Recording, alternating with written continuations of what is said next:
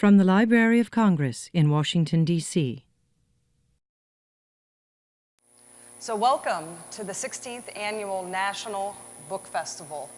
On behalf of the Library of Congress and all of our donors, I'm very pleased to be here today. My name is Colleen Chogan. I'm the Deputy Director at the Library of Congress of National and International Outreach, the unit that takes care of the National Book Festival. So we're very excited after months and months of work to be here today. And I'm joined by two gentlemen, two authors that really need no introduction, but I'm going to try to do it anyways. Newt Gingrich is the former Speaker of the House of Representatives. He's the author, co-author of over 25 fiction and nonfiction books. And his latest book is a page-turning thriller that we're going to talk about today. And Congressman Steve Israel represents the 3rd District of New York, and previously headed an anthology of the greatest wartime speeches. And his latest book is a political satire. So please join me in welcoming these two guests to the National Book Festival. Thank you.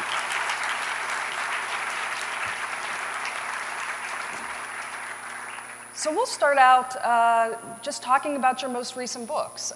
Speaker Gingrich, can you tell us about Duplicity? Yeah, well, we wanted to set out to explore the tension, for example, between loyalties. And so Duplicity has really 3 parallel tracks. One is a member of the Somali community in Minnesota who is running for Congress, while his brother is the #2 leader in al-Shabaab in Somalia. And you have all the tension of a family split between those who have become modern and American and those who have rejected America and gone back to be terrorists. Second, we have the actual adventure in Somalia in which we have a Marine officer, an African-American woman, who is directly engaged in a very difficult situation along with the head of the CIA station. And that's sort of a pure action classical thing. And then third, we have a presidential campaign in which the incumbent president has made the decision to prove that they're tough on foreign policy by opening the embassy in Somalia against everybody's advice.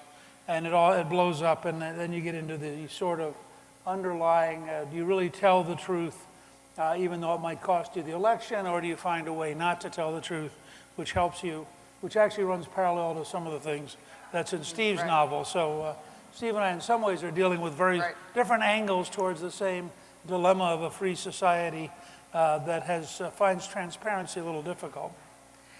And can you tell us about the global war on Morris? I will, Colleen, thank you. And this, there's congressional courtesy, there's also author's courtesy. Colleen is a great author. She's written some thrillers about Capitol Hill, and the word thriller and Capitol Hill don't really belong together in the same sentence, but I commend to your attention her books. My book, The Global War on Morris, is a parody of Washington, D.C., the White House and Congress, and it was based on truth. I was elected to Congress in 2000, started serving in 2001. And I immediately found myself, tragically, after 9/11, in the most classified settings you can imagine with the President of the United States and the Vice President. And so I had perspective into the thinking and the dialogue of our nation's top leaders and how you respond to terror. And several years later, I happened to be at a hearing of the Armed Services Committee where I learned that the federal government, and this is consistent with Speaker Gingrich's writing, the federal government had accidentally spied on a group of innocent elderly Quakers in the state of Florida. And I had my plot. Now, I know nothing about innocent elderly Quakers in Florida, but I'm an expert on white Jewish men in their 50s on Long Island. And so I invented this character, Morris Feldstein, who is non-political, hates watching the news. He just likes watching Met games and Turner Classic Movies, Mr. Speaker, Atlanta. And for some reason, he is believed to be a leading terrorist. So it is a story of what happens when a completely innocent human American is believed to be a major terrorist. And I tell the story through the prism of parody and satire. Rob Reiner is trying to develop it for film, but I've learned that giving a famous Hollywood producer an option on a book is the functional equivalent of a bill being referred to committee. It just languishes forever, and that's where it is. So let's talk a little bit about Morris Feldstein. He's a pharmaceutical representative who becomes a national terrorism suspect. The first time I read your book, I thought, well, this was a tire happenstance of circumstance, all these bad things that happened to Morris Feldstein. Then the next time I read the book, when I was getting ready for the book festival, I thought maybe Morris made some bad decisions that inadvertently led to some of the things that happened to him. So can you comment on that and more about the genesis and how you view Morris Feldstein? Morris is a completely innocent, apathetic character.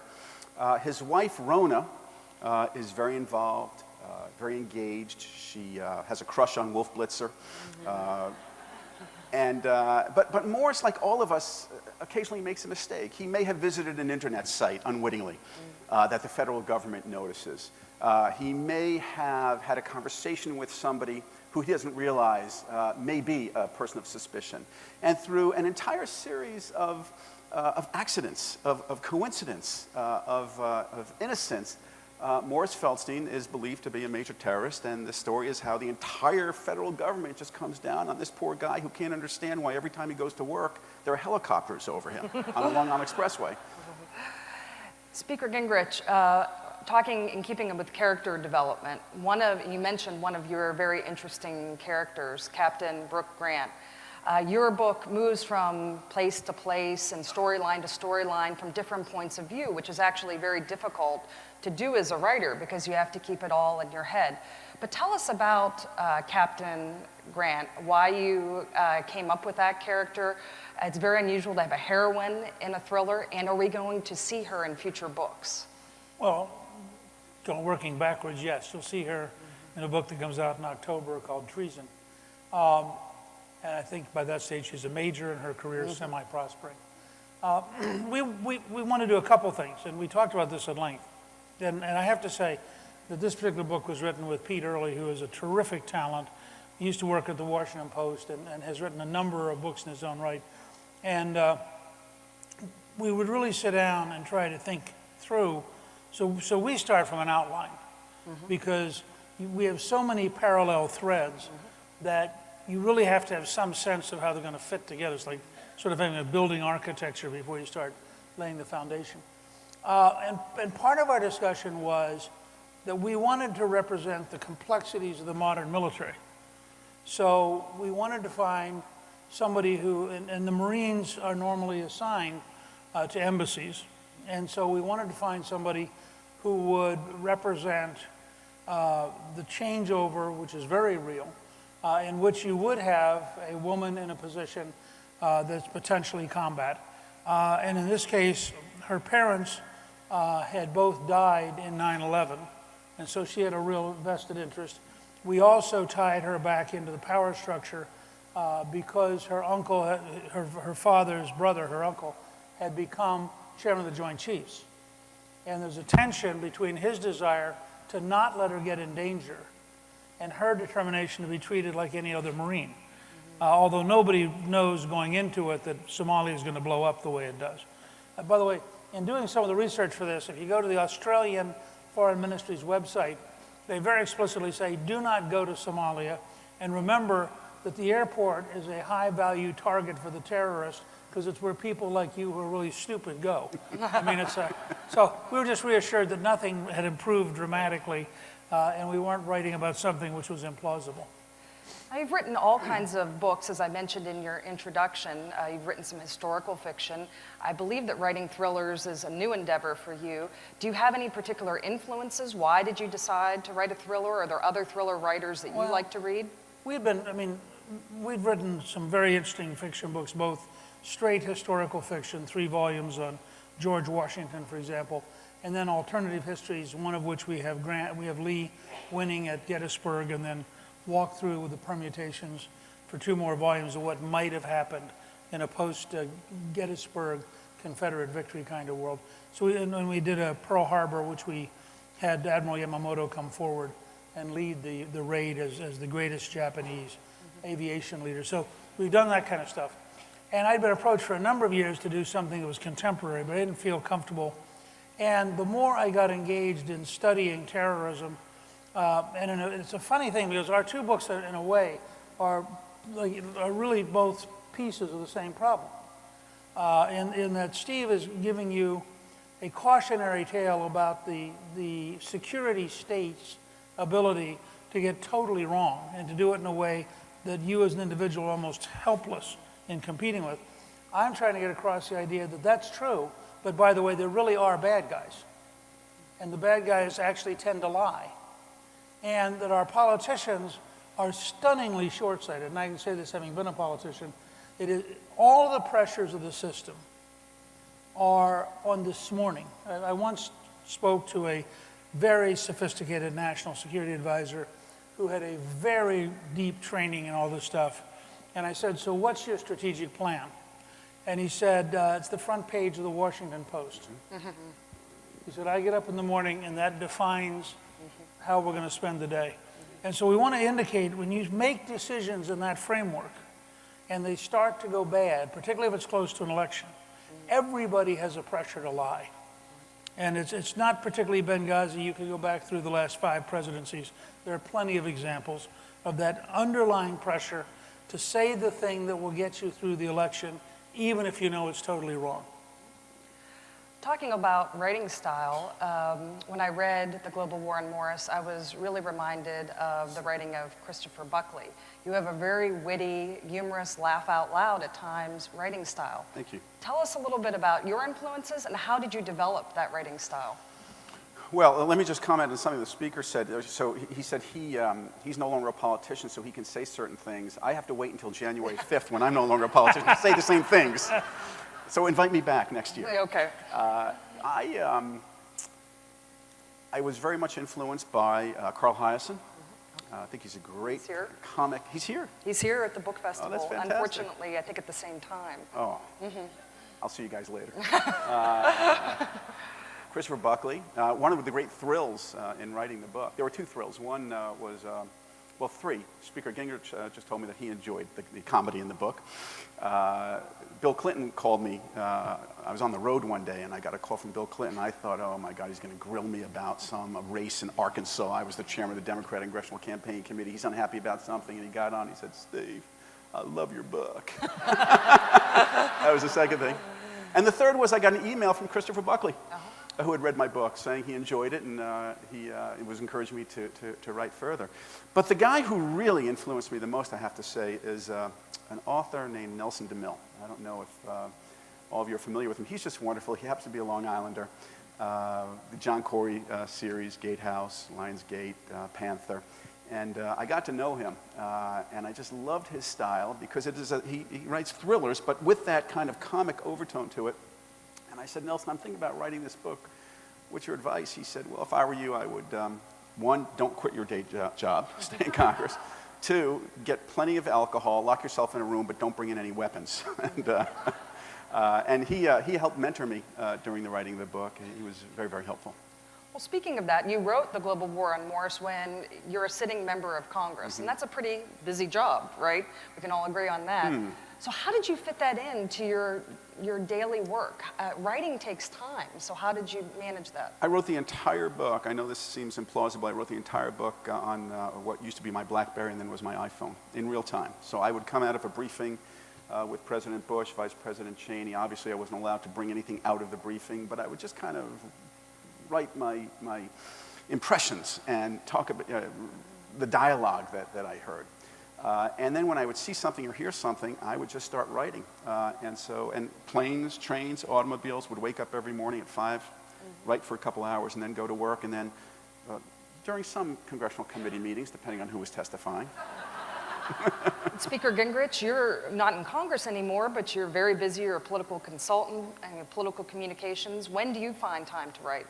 Well, before I answer that, let me just say, one of the things you'll find if you read Steve's book, his understanding of that part of his constituency is extraordinary. And if, like me, you have not grown up surrounded by aging Jewish males who are intimidated by their wives, the whole thing is a revelation, the way he writes it. And it has, and this is one of the keys to these kind of books, it has the ring of such authenticity that it's really remarkable, and I think it makes it a very, very intriguing book. I mostly write on airplanes, or we take cruises occasionally. I'll write on the ship, but it's a little bit like what Steve said. I tend to write episodically whenever I can get around to it, and I have the virtue. I write very fast. Callista will tell you I don't write very well, because she edits a lot of my stuff, and it's accompanied by a lot of painful noises. But I write very fast, and I can edit very fast. And so the key thing to me, there are two things. One, when I was very young, I read a book called The King of Paris, which was a biography of Alexandre Dumas, who was the second most popular French novelist of the 19th century. And when he was young, somebody said to him, live life until it's overflowing and then write. And so part of it is, I've studied history, I've lived a little bit of history. There are a lot of things I can write about very fast because they're already in my head. The second part of it is, I find the thinking harder than the writing. So getting it in your head, when we did Gettysburg, for example, we got the Army War College's experts and went out for 3 days, walked the real battlefield, then we developed an alternative battlefield and had people who really had immersed their lifetime in understanding that. And that's part of what we do. We went out to Minneapolis, and the sheriff was very helpful, and we sat down with a whole group of Somali community leaders and talked about the pressures in the community and what they worry about and what's happening and so forth. So we tried to build that sort of thing. I'd spent time with people who'd been in Somalia for Black Hawk Down, so over the years, and so I had a pretty good sense of Mogadishu and that sort of thing. So you piece together all those things, and then I agree with, I think, part of what Steve was saying, which is it's really helpful to write like crazy. I mean, don't get too tied up in parsing it, but just get it out of you, and then you can start editing. Okay. A question for both of you. How much is your fiction writing, if at all, a proxy for your own political beliefs? Or do you tend to keep those two things, like I do, very separate? In my case, it's 100%. Okay. I mean, I'm writing about a world that I worry about, whether it's the alternative histories or Washington or the current problems with terrorism. So for me, whether I'm writing nonfiction or fiction, they're actually parallel because they're didactic. I'm trying to communicate messages that I hope people will take seriously and will think about. I write from right to left, not from the Jewish perspective, but from the ideological perspective. So, yeah, my writing is left of center. But I was cognizant, as I wrote The Global War on Morris, that this had to be an equal opportunity offender. And so I actually take on President Obama in various points in the book. There are quotes in this book from President Obama. And so I tried to make sure that there was some balance. And, you know, frankly, I'm putting a question out there, and that is, how does the government get it right when the pendulum swings from protecting our security to protecting our civil liberties? What happens when the government gets it wrong? And I think that that's a question that is, in fact, a bipartisan inquiry. Okay. One last question before we open it up to the audience. Two-parter. What are you writing now? What are you working on right now? And do you have a new book coming out soon? Well, the book we have coming out in October is Treason. Okay. And actually what we're working on now, Callista and I, in addition to books, also do movies. We just finished a documentary on Washington called The First American, and we're working on the first phases of a documentary or potentially a multi-part series on women in the American Revolution, which is a really interesting and much more powerful story than has been told. So that takes up a lot of our creative time, and then we frankly run Gingrich Productions and do 25 other things. Okay. I am almost finished with a manuscript to Simon & Schuster. It's similar to The Global War on Morris. It's a political parody about the gun debate in Congress called Big Guns. Okay, terrific. We'll look forward to that. If there are any questions from the audience, would be happy to take them. There's 2 microphones situated here in the aisles. Hi, thanks. I like Duplicity, though I must say I didn't like the heroine a little bit. I think she was a little too snarky, but she was brave. I wondered, the woman president, was there anything about the Hillary campaign in that? There wasn't, but we really wrestled. We wrestled more about whether or not to have a woman president than we wrestled about whether or not to have a woman in combat, because we thought that would lead to that. And it's not necessarily Hillary, and in fact, I don't know that Hillary would behave very much the way we have President Allworth behaving in the novel. But again, we wanted to portray a moment in time where an incumbent president felt that they had a real challenger, and they took steps to knock out the real challenger, and the steps blew up in their face, and now they had to figure out how to handle the last 6 weeks of the campaign. And I think that's a very plausible scenario, no matter what the sex of either the challenger or the incumbent. This also for you, Speaker Gingrich. You wrote about a strong African-American woman. How did you go about being able to write from her perspective? What would be your research in doing it from such a not you perspective? Well, I don't know if I should resent that implication. We talked to a number of people, particularly in the Marine Corps. I'm the longest serving teacher in the senior military. I've spent about a quarter century. My dad was a career infantryman in the Army, and so I have a very wide range of contacts. We were also careful because we wanted her to be a person who was very determined to be a professional. And this has been my experience when you talk with the vast majority of rising younger women in the military, particularly in the officer corps. I mean, they're in there not to be judged as a woman and not to be judged as an African American. They're in there to be judged as a professional. And you find, for example, in the Marine Corps, a very deep sense of cultural esprit de corps. And we tried to communicate that sense. And her unwillingness to back down, her unwillingness to be relegated to a secondary role by various guys, most of whom were less competent than she was. Thanks for the time. This is a little bit more of a political question, so I apologize, but for both of you, I actually got into politics, volunteered, worked for a congressman and senator about 10 years ago. I thought things were really bad back then. They seem to have gotten a little bit worse, especially, I'm going to say, on the polarization front. So you go onto Facebook or Twitter, and it's like sometimes you open up Facebook, you just close it down again because you're like, I don't need this. And I'm wondering what you guys think from leadership positions in respective parties. What's driving, there's rigorous political scientists, this has been going up and up and up. What's driving the polarization at root? What can you guys do about it? Do you think it's a problem? I mean, and what should we do about it as individuals? Here's my experience. Several years ago, there was a Republican congressman from Springfield, Illinois, named Tim Johnson. Tim Johnson and I, understanding how polarized the Congress had become and how polarized the country was, created something called the House Center Aisle Caucus. And we would meet on Monday nights at the Hunan Dynasty Chinese restaurant, because cheap Chinese food is something Republicans and Democrats can agree to instantly. And this is what we would do. So I use this as an example, and then I'll tell you quickly what went wrong. We would have a timer. Set it for 5 minutes. Pick an issue. Healthcare. 5 minutes, state your disagreements. 55 minutes, what can you agree on? It was the most liberating experience I'd had in Congress. 25 Democrats, 25 Republicans. After 2 years, the Center Aisle Caucus was almost defunct. Members had to leave. Why? I believe because of congressional redistricting on both sides of the aisle.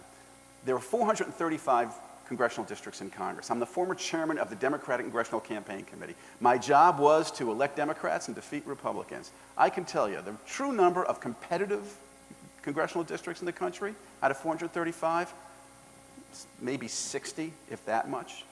And so if your congressional district has been drawn to the far left or to the far right, you wake up every morning in fear of a primary from the far left or the far right, and that divides the Congress to the extremes. One of the smartest things we can do, in my belief, is to find a way to have nonpartisan redistricting, draw districts back towards the center, so members of Congress are incentivized to compromise rather than to polarize.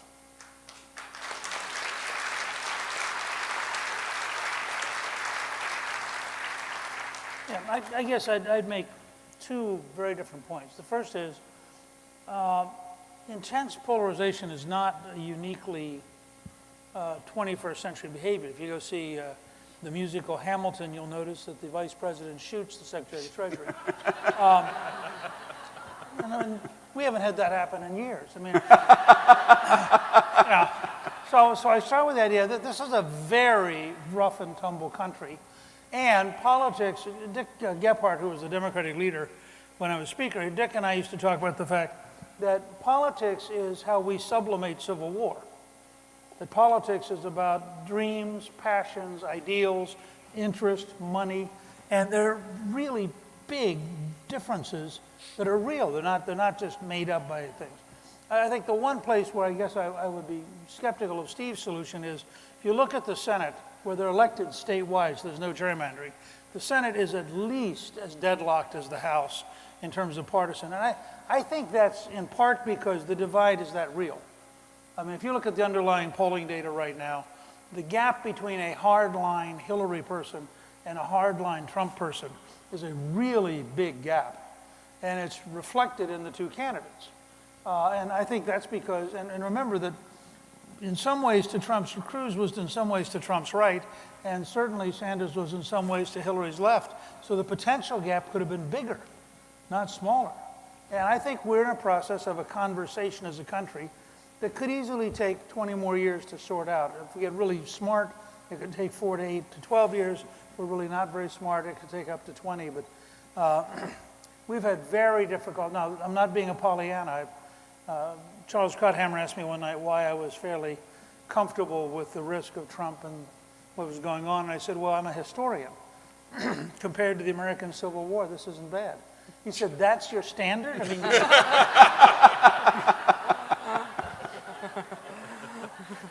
Terrific. Next question. Mr. Speaker. First, a comment. A lot of people write about the Army, and I appreciate that you're writing about the Marine Corps in your in the most recent book. And let me point out, as an Army brat, there was a certain pain in that decision. Secondly, take you back to the 90s, a book you wrote in 1945. Are there any plans for any type of sequel in the works? You know, Bill Fortune, who was my co-author for that, 1945 is an alternative history in which, for a variety of reasons, Hitler does not declare war on the U.S. We end up staying only in the Pacific campaign. Hitler wins the European campaign, and then things evolve from there. We talk about it occasionally. This is an interesting insider book story. I had given a speech at the annual science fiction convention on the importance of manned space and the importance of breaking out of the NASA bureaucracy. And Jim Bain, who was a wonderful guy, came up to me and said, you know, I'll pay you some money to write a book about all these ideas. And he did, and I wrote a small book called Window of Opportunity, which came out in 1984, which discouragingly is still fairly accurate. We haven't broken through on most of those fronts. So he came back to me the year before I became Speaker, and he said, I want you and Fortune to write this novel about an alternative history. So we did. When I became Speaker, I wrote a book called To Renew America, based on my course, Renewing American Civilization. And it became the #1 bestseller. It did very well. And Bain suddenly got excited. Now he has a little novel which has nothing to do with public policy and is in the shadow of a #1 bestseller. But he prints like 200,000 copies. And I kept telling him, Jim, you know, so the book was a dog. I mean, from his perspective as a publisher, it sold, 30,000 copies, which might have been nice if he'd printed 40,000. But you print 200,000, he's eating, as a little publisher, he's dying. So for years, people said, Gingrich can't sell fiction. When we finally got a contract to do Gettysburg, they printed like 25,000 copies and sold out the second week. And we're sitting there because they didn't believe it. I mean, they said, how does this happen? So all these years later, Fortune and I have looked at the idea of trying to go find somebody who'd be interested in publishing the sequel to 45, because it does have sort of a cult following. And it's just one of those things where of all the projects we're working on, we've never quite had the energy. But I suspect if a publisher hearing this decides to rush up to us, the Bill and I could be talked to. Well, hopefully. Thank you. So one of the last questions was about the polarization and about social media. And my question is for both of you. Since both of you write books, which most people my age don't read anymore, how do you, both as politicians and as authors, thrive in this age of social media where everything is instant and built to this, very shortened, tailored soundbite rather than a full novel or book or complete idea like... It's a great question. It's a great question. And for me, the book was a form of therapy. Because as a member of Congress, when I go on any network, doesn't matter whether it's Fox or CNN or MSNBC, I've got to make my point in a soundbite. These days, when you go to the floor of the House of Representatives, you get a 1-minute speech. A 1-minute speech. If you're lucky, a 5-minute speech. No more than that. And so as a member of Congress, and there may be some of my colleagues here, I think they would agree, I found myself very frustrated with the fact that we are dealing with some of the most complex and profound issues of our time, maybe in all of American history, and we've got to boil it down to a soundbite. So on the issue of the balance between personal security and personal liberty, this was my way of really thinking about it, of exploring it, and not being confined to a soundbite or a 1-minute speech. It's how I grappled with that issue. Let me offer you a slightly different version. First of all, don't they still allow 1-hour special orders? Yeah, but nobody watches those. Not true. Just as a background for a minute, my career began, I arrived in Congress, I'd lost twice in 74 and 76. I arrived in Congress and was sworn in January of 79, and in April of 79, C-SPAN started. And so I became the leading user of C-SPAN. Because I used to teach college, I thought 55 minutes was a plausible length of time. And so several of us got in the habit, we would speak for an hour. And all of our colleagues would say, nobody's listening to that. Well, the truth is 250,000 people were listening to it at any given hour. And so I would try to say to my colleagues, how far would you fly to talk to 1,000 people, which is a big crowd if you're a House member? And they fly all across the country. I said, okay, so you can walk across the street from your office, go on the House floor, reach 250,000 people. And one of my favorite stories, Bob Walker was one of the leading people. He's from Pennsylvania. There was a group in Waterloo, Iowa, who were the Waterloo watchdogs. And they were Republican women, and they would watch C-SPAN, and then they would all get together over coffee and talk about whatever we had just talked about on C-SPAN. And in this period, Jack Kemp was the best-known Republican House member. Kemp ends up in Puerto Rico, and this woman comes running up to him and says, oh my God, Mr. Kemp, do you serve in the House? He says, yes, I do. She said, do you know Bob Walker? And we had a shirt made up for Kemp, who was totally humiliated, that says, I know Bob Walker. But here's my point. Abraham Lincoln could debate for hours, as he did with Douglas, and could also give the most important inaugural and the most important political kickoff speech in American history, both of which you can stand at the Lincoln Memorial and read. They're that short. So Lincoln would have done fine in 1-minute units because he would have summarized what he was going to say. Now, he could also send up, and I recommend to you the State of the Union address he sent up in December of 1862 is one of the great state documents in American history. He could also write extraordinary, deeply thought through messages to Congress which were aimed at the country. The greatest single political achievement in American history is Lincoln sustaining the morale of the North despite the casualty rate and despite the defeats. And it's all done by the ability to articulate in a way that combined moral effect with practical effect. So people decided, yeah, I hate the pain, but we have no choice. And if you want to really study a genius at that level, study Lincoln. In our case, we are enormously helped, both Callista and I are, by Christina Moreno, who's sitting right back here, who leads our social media project. We have like 1,600,000 people on Twitter, and about 710,000 on Facebook. We do from documentary films to very short things on Facebook. We do lots of Facebook Live, some of which gets a couple 100,000 views. And then we write books, and then we live in a country where if you're willing to, there are an amazing number of ways to reach people and let them go through a crescendo. You know, they get the 1-minute version, the 10-minute version, the long article, the book, the 7-volume course. I mean, you can do all these things and have a conversation, but it takes time, and we're not used to the frustration that maybe this kind of dialogue takes 10 years rather than 13 weeks. Next question. Yes, good afternoon, Speaker Gingrich, both speakers. I was thinking, you know, all day, especially in light of the different presentations here today, that the framers of our Constitution had to have in mind national security and religious liberty as the founding kind of modus operandi and modus vivendi of this nation, or it wouldn't exist. And in light of the security climate world we live in today, do either gentleman have a perspective on the role of, let's say, religious ideologies and national security? What's the chasm? What do you forecast for the future of this nation, given that both climates are... You may want to respond in a second. I don't think there's a contradiction. Okay. And let me draw the distinction. This is a country which gives you an enormous range of freedom to be, to be an atheist, to have any sort of beliefs. What it doesn't give you is the right to attempt to overthrow the government.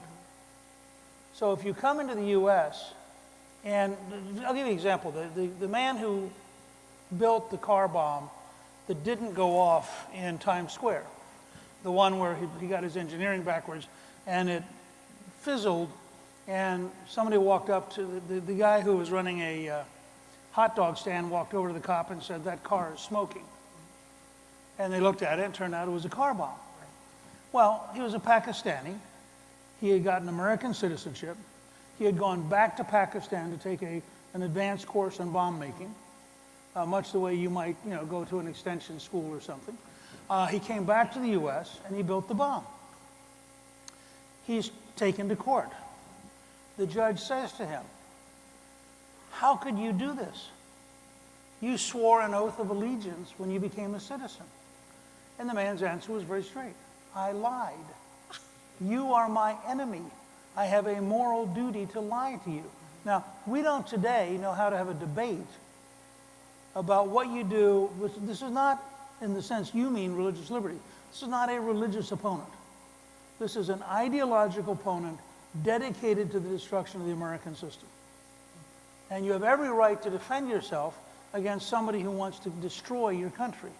And the fact that they happen to be of a particular religion makes it complicated, but you can also divide that up. You can say, look, if you happen to be Muslim and you are willing to live under the U.S. Constitution, we have no complaint. If, on the other hand, you believe it's your moral duty to replace the U.S. Constitution, and you're prepared to kill people to do so, we have an enormous disagreement with you. But that's not a religious liberty issue. Right. That's a national survival issue. I don't know. Steve? Very, very briefly. Look, I am a right-of-center Democrat in the United States Congress on national security issues. I'm considered to be a conservative Democrat on those issues. I believe that our first obligation in public life is to protect the American people, keep them safe against all threats, foreign and domestic. We have been having this debate since the Alien Sedition Acts, by the way, the debate between national security and religious liberty. This is not a new debate. It is a heightened debate, but it is not a new debate. And I agree with the speaker's perspective that it has nothing to do with what religion you are. It has to do with, are you loyal to the Constitution of the United States of America? I took an oath to protect and defend the Constitution of the United States of America. And if there's disloyalty, I don't care what religion you are, if you're perceived to be a threat to the national security interests of the United States government, the government has a responsibility to protect its constituents. Sometimes the government gets it wrong and goes too far. Sometimes the government screws up and doesn't go far enough. And that has been the essence of our debate on those issues since the founding of this republic. Well said, gentlemen. As the widow of a veteran and a daughter of one, I thank you for your Thank you for answer. your sacrifice. Good afternoon. This question is for both speakers. When the contract with America was introduced in 1994, Mr. Gingrich, the only part of it that was really enacted was the welfare reform. And whenever people talk about its success today, they mention welfare reform and then it comes to a full stop. And I believe your contract also included entitlement reform and tax reform that would have caused some dislocation among non-poor people. So both speakers, why is it that the only part that the parties were able to get together on was the part that caused dislocation to the least empowered? And when are you going to come to some bipartisan agreement on some of the entitlement reforms and the tax reform that will cause dislocation among the empowered? Well, I'm going to yield to you since I wasn't there at the time. well, I actually participated this week in a Brookings Institution workshop on the 20th anniversary of passing the welfare reform bill. So let me start with that. Its biggest single change was to establish a work requirement. There was a very substantial number of people who left dependency and went to work. Their incomes rose. We had the biggest decrease in children in poverty in the late 90s in modern history.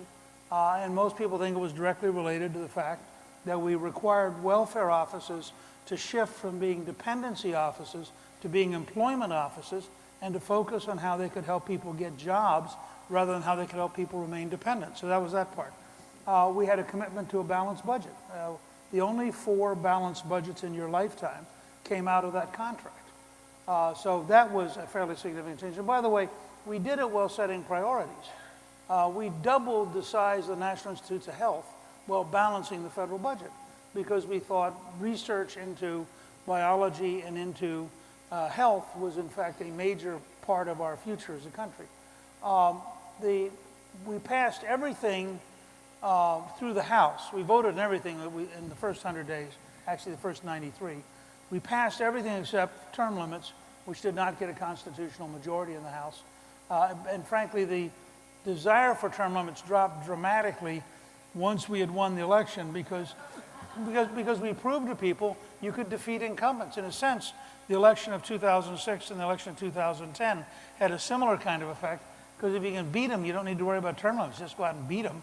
And so I've seen 3 wave elections in modern times, in 94, 2006, and then again in 2010. You know, I am retiring from Congress, and there are certain things that I worry about long term, and one of them is entitlement reform. And here's why. We're facing a demographic crisis. When Social Security was created, within 10 years of the creation of Social Security, there were approximately 40 workers supporting every retiree. Now, it's closer to 2 workers supporting every retiree. If you read the National Intelligence Council's quadrennial report on what the world will look like in the year 2030, and the next report's coming out describing the world in the year 2035, we're going to add more elderly people to the population of the planet Earth than ever before in human history. It's going to be extraordinary. The good news is medical technologies will keep us alive much, much longer than anybody ever predicted. The bad news is there is no way that Social Security, Medicare, public pensions, or private pensions here or anywhere else in the world can sustain that population. And so while Democrats and Republicans need to continue to find bipartisan accord on national security, they're also going to have to figure out how we're going to care for that massive increase in the population of the elderly with respect to retirement security. And no matter who wins the presidency, I have my own theories on the matter, that is going to be the ticking time bomb that either Mr. Trump or Secretary Clinton will be facing from the day that they are sworn in. This question is for both of you gentlemen. How do you envision a Trump presidency? You took my question. I was pretty close to that. I don't, Mr. Speaker.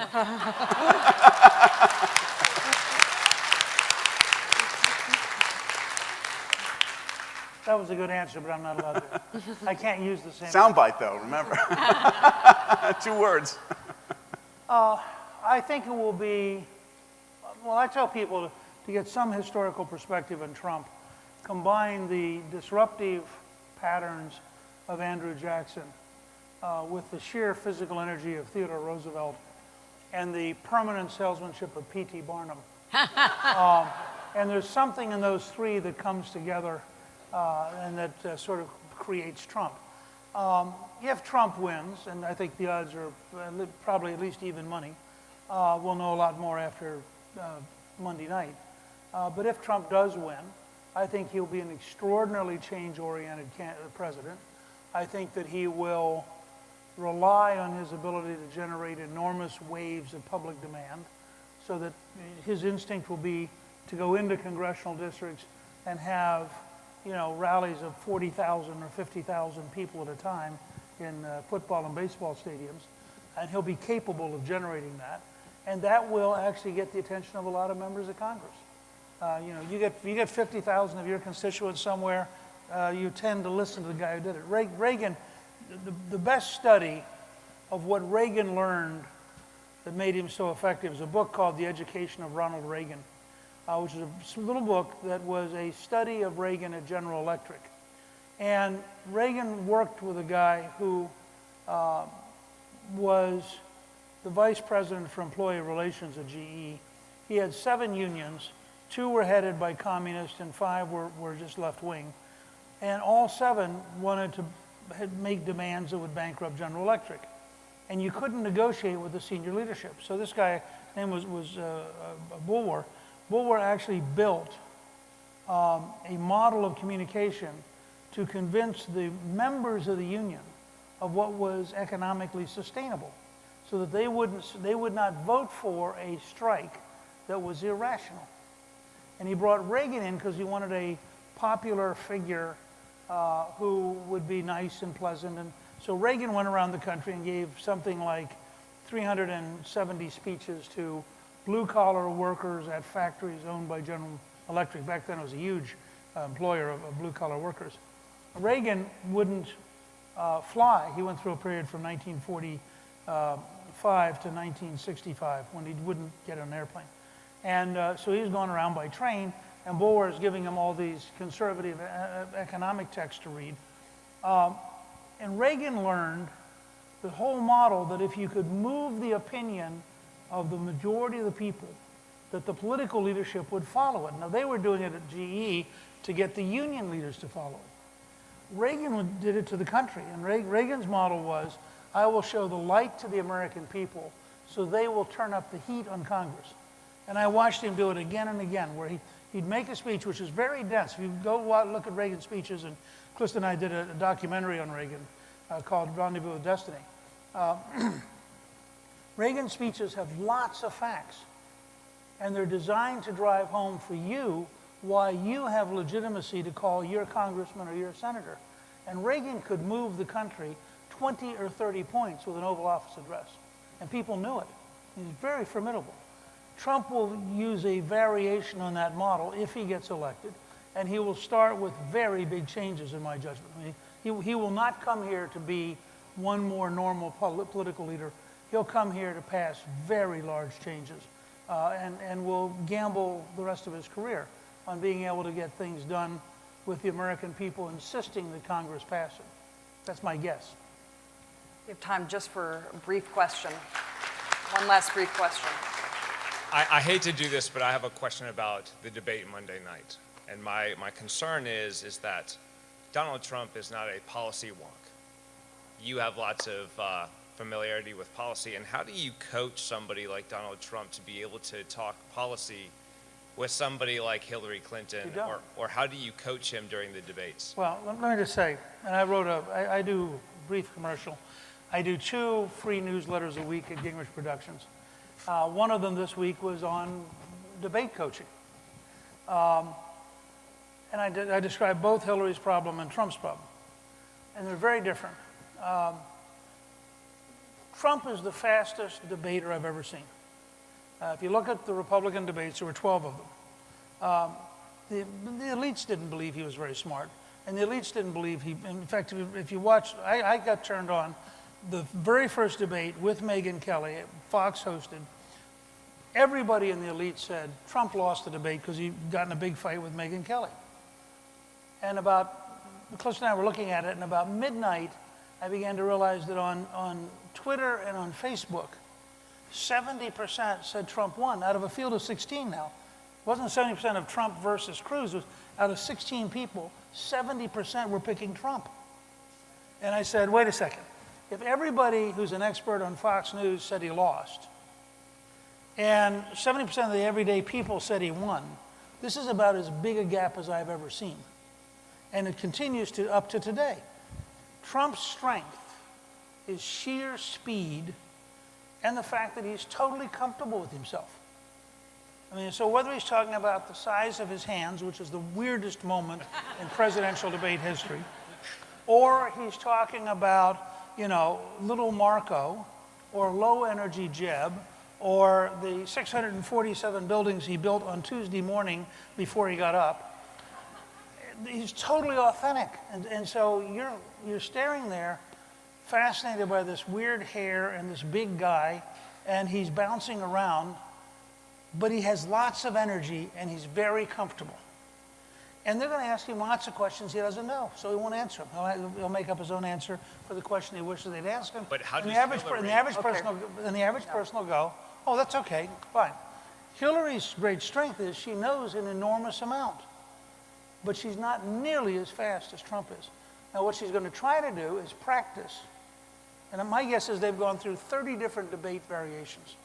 And they figured if he does A, you do B. If he does C, you do D. And she's practiced every one of them, and they videotaped them, and they've looked at them, and she will be totally prepared. The problem is she's totally prepared against a person who you can't prepare against. And they say, well, is it going to be the noisy Trump, or is it going to be the quiet Trump? Well, no, it's going to be the Trump, because he's a counterpuncher. It's going to be the Trump. It needs to be based on who she is. And he will evolve in about 4 seconds. So whichever version of Hillary shows up, 4 seconds later, the appropriate countervailing version of Trump will show up. And he'll do it almost seamlessly, and at home we won't notice that he did it. And the challenge for her is, if she takes him head on, he will go right at her. If she doesn't take him head on, he won't take her head on. He'll be very respectful. And he'll let her, because he really is a counterpuncher. He doesn't naturally go out and start fighting.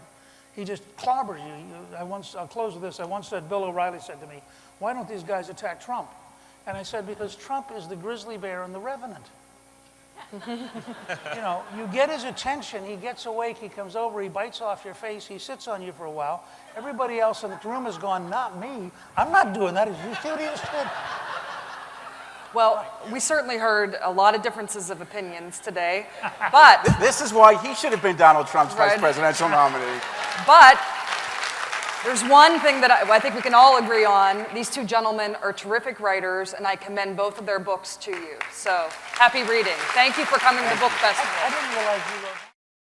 This has been a presentation of the Library of Congress. Visit us at loc.gov.